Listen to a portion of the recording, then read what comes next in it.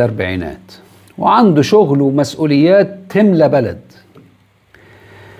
وفي يوم من الأيام كلم أبوه الراجل الكبير وطلب منه يجيله آخر الدنيا عشان يخلص له كده مصلحة حكومية معقدة ومحتاجة لفة طويلة في الشوارع.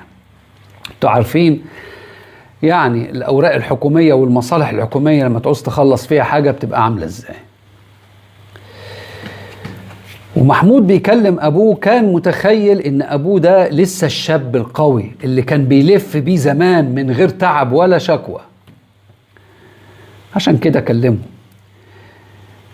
وكالعادة أبوه وافق بحب وخوف على ابنه وعلى مصلحة ابنه من غير ما يشتكي. وافق. الراجل خلص وعمل كل حاجة وراح لابنه.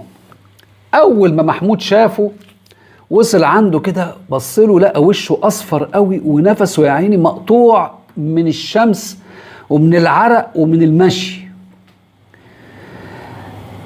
هنا محمود حس بصدمة كبيرة قوي قوي قوي.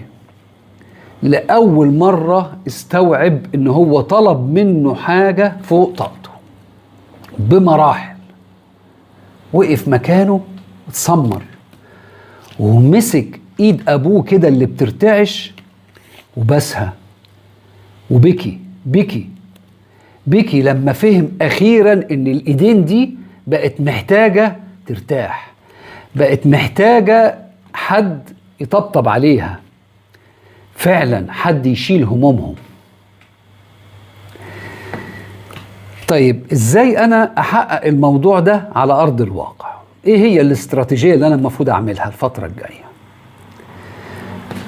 اول حاجة لازم اقعد كده ونقعد مع نفسنا كده ونصفي النية ونفهم بعقل واعي